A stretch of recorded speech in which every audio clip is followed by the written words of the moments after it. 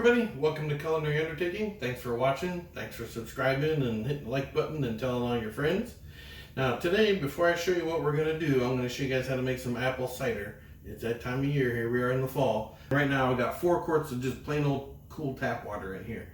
And basically what I'm going to do is I'm going to add our ingredients in here, we're going to put it on the stove, we're going to simmer it for a while, and I want to simmer it till it gets down to around 3 quarts, then we're done. And it should take a couple hours, 2-3 hours, somewhere in there, depending on how hard you simmer it and that kind of stuff.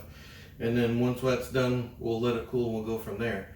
But there's not that many ingredients. I've got some apples here, and these were just, these were Gala apples, I think. When I was at the store the other day, they had all sorts of apples on sale, so they're right down this time of year, they're cheap. And I had 8, and when I was just prepping to make this video, I only have 7 apples, so somebody got into my little apple stash, but it's still gonna work. So we've got 7 apples to make our cider today. And then to go with that, we're gonna need some whole cloves. I've got some whole cinnamon sticks right there. We're gonna put some fresh ground nutmeg in there. And then I've got some Chinese 5-spice, we'll add a little of that to it. And most of the other people will take their apples and they'll just sort of quarter them or maybe cut them into 8ths. So, you know, they just have apple wedges, and they'll throw them in there and cook. But I figured, you know, the goal of making cider is to get as much of the apple to stay in there as we can. So instead of using big chunks, I decided I have an apple peeler core right here. This part right here skins the apple, but it locks out of place. So I'm gonna keep this locked down so I'm not interested in taking the skin off. But this will take the core out so we don't have the seeds or any of that hard stuff in the middle. And then it's going to slice it nice and thin. So I figured the thinner the slices we have, the easier it is when we're cooking this for all the apple goodness to come out of there and into our cider. So that's the way I've been doing it, and it seems to work pretty well. If you don't have one of these, it's not a big deal. Just cut your apple. Even if you just want to slice it, do it that way. If you want to cut it into quarters, do it is really simple. We're going to take our apple, stick it on the little spikes like that for you.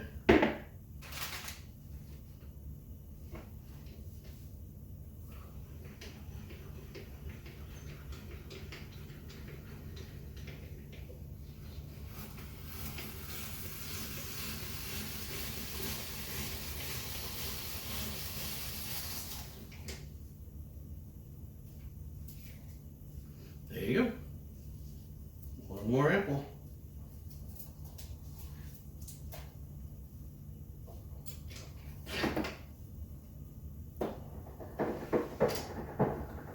And that's all there is to it for the apples. So, like I say, whether you want to use this, whether you just want to take a knife and cut them into chunks, if you have one of these, whatever you want to do, I just thought this was a good idea. That way I've got the thinnest amount of apple. That way when we're cooking and boiling it, we can get as much of that apple flavor out of there as we can. So let me finish these up, get all my apples in here, and then I'll show you what we're going to do next. Alright, so our apples are all in here. I don't know if you can tell, but they're all in there. And if you're wondering, yeah, that was kind of fun. Anyway, so all our apples are in here. And now I'm going to take our cinnamon sticks, and I think I've got 3 of them left in this package. Yep, so we're just going to throw the whole thing in there. And I've got some cloves, and I'm going to put in about, that's probably close to a tablespoon, give or take. Now, if you're not a huge clove fan, leave a little bit of it out. I think you need some in order to have it taste like cider. It already smells good. Now for the nutmeg, I was guessing on this. I've got put a nice dusting across the top here. And this may end up being, I don't know, a 1/4 teaspoon or something like that. And then last, our 5-spice. And again, if you don't have Chinese 5-spice, don't worry about it. You know, you've got the cinnamon and the cloves and everything in here. And this is a 1/2 teaspoon right here. It's going to be a little more because I'm going to mound it up a little bit. Now, from here, that's it. So this part's essentially done. Other than we're going to put it on the stove. I'm going to turn the heat on high, turn it all the way up. Give that a few minutes. Once it comes to a nice boil, we're going to back it down and just leave it on a low simmer. But let me get this going. I'll get the next step ready and I'll bring you right back. Alright, so we've got our cider started. It already came to a boil. I turned it down so it's simmering. You can see the steam coming off of it. And that's essentially it. Just keep an eye on it for the next little bit. And as it cooks down and reduces, just keep watching it until it gets to where you want it. In the meantime, while that's going, I'll show you how we're going to serve it. And again, this is only going to work in the fall because we're going to serve ours out of a pumpkin. So if it's not Halloweenish time, you'll have to just use a jar like this or a pitcher or whatever you're going to use. But this time of year, why not make it festive? Everybody in the fall starts to get in that mood of, you know, having people over and having parties and get-togethers and things like that. So how cool would it be to have some cider served out of a pumpkin at a party? I bet no one's seen it before. And so what I did is I've got a pumpkin, and the store called it large. I would call it a small large or maybe a large medium, but regardless. And I was just trying to find one that wasn't too rounded at the bottom, because what we're going to do is we're going to put a spout in our pumpkin. And that way we'll put that through there, we'll fill this with cider, and then people can come up and get their drink right out of there. And what I did to get that, you can buy these just like this, but I was at the store the other day and I was able to get this whole entire jar. You can see there's a hole in where the spout goes, and they had this whole entire jar with the piece that I wanted. They had them for $5, so I just grabbed it. So now I've got a bonus jar, which we're not going to need for this video. I just want the spout. And then how it works, there's a little silicone gasket at the front.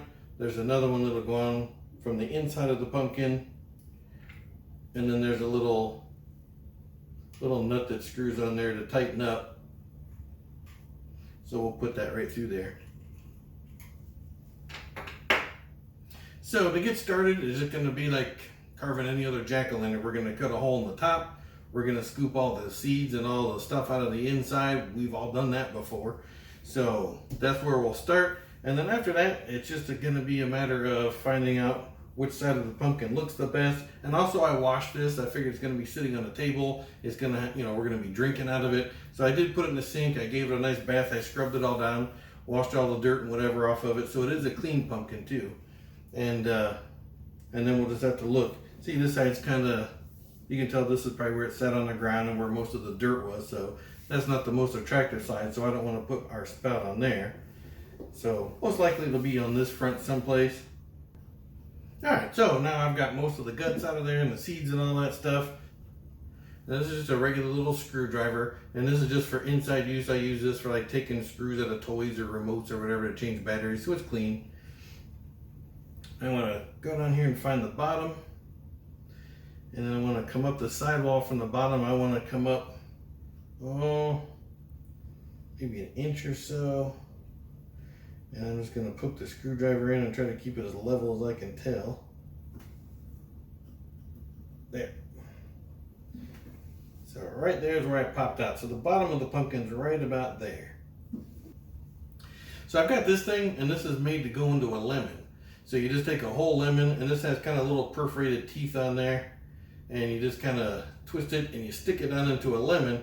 And then when you squeeze the lemon, it leaves this little port on the outside, and you can just squeeze juice out of the lemon just like that. I have a bigger one for an orange, but it was a little too big. And as you can see, the diameter of that is just about the size of our spigot right there. When I hold it in front of it, I can still see a little bit of the threads on either side. So if this will get me close, we're in good shape.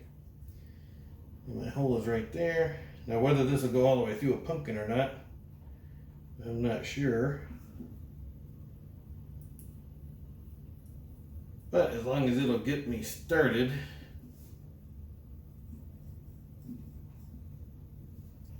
And also you want to try to keep it to where it's level, because the last thing you want to do is, you know, end up having your spout, because you weren't paying attention, you made your hole like this. You don't want your spout hanging down like that, so that when you stick it in, your spout sticks like that. So I'm going to try to make it so the spout will stick upright. Through here, I don't know how well of a, I mean, it's pretty tight.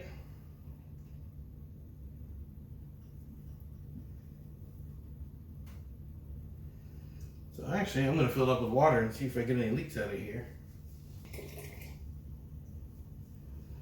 All right, now our exit hole is fully submerged. I've got no leaking.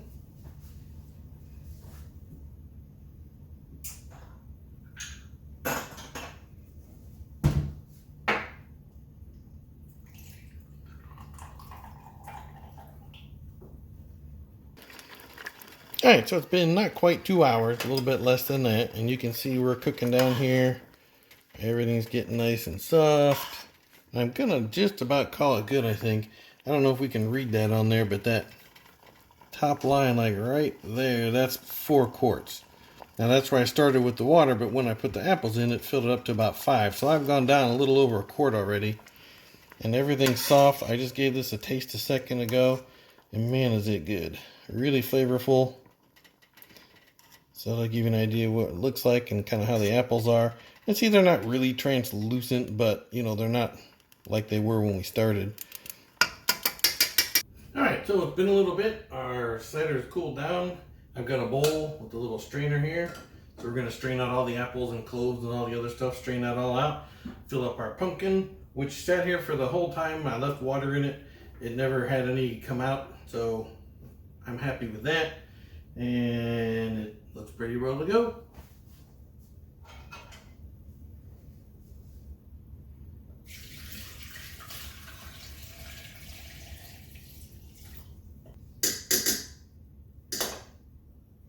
But it looks just like apple cider. I tasted it a minute ago. It tastes like really good apple cider.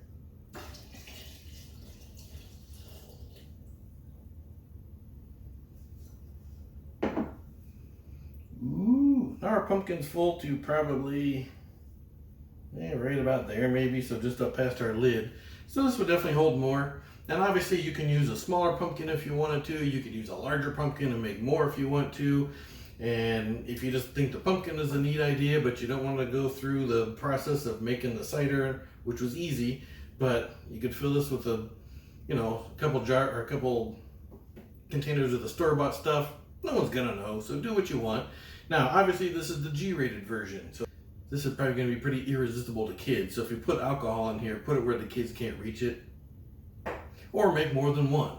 You know, make one with and one without and have 2 pumpkins sitting there. You know, one the adults know about and one the kids know about. So, you know, you can always mix this up. But what a cool little Halloween thing to have here.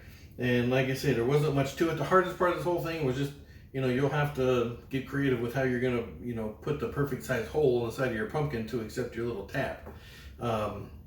Overall, it wasn't really that hard. You know, if I wouldn't have had my little lemon cutter thing, you know, ultimately I could have made do. I could have, you know, handled it with a knife or something like that. So you can do it. It's not that hard. But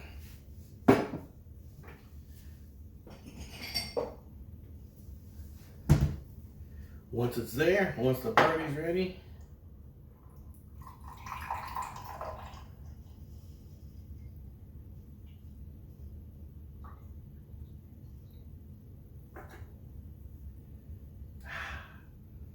it smells really good. So here's cheers to you.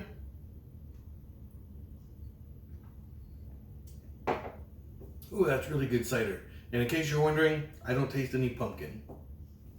So make sure you do a good job cleaning the inside of that out. Put that in there. And it doesn't have to be cider. I mean, this time of year in the fall, pumpkins and cider sort of go together. You know, that's just that theme, that time of the year. But if you want to leave the cider out and put strictly alcohol in here or whatever you wanted to put in here, have fun with it. And then obviously I found a little stand to put this on so it sits up so you can actually fit a cup under the spout. So find something festive to sit it on and you're all set to go. So have a good time with it. Enjoy. I hope you try it. If you do, let me know. Also, don't forget, we've got 1 week left to the pumpkin carving video. I hope you make one. I'd love to see them and I look forward to see what you guys do with it. So as always, thanks for watching and we'll see you next time.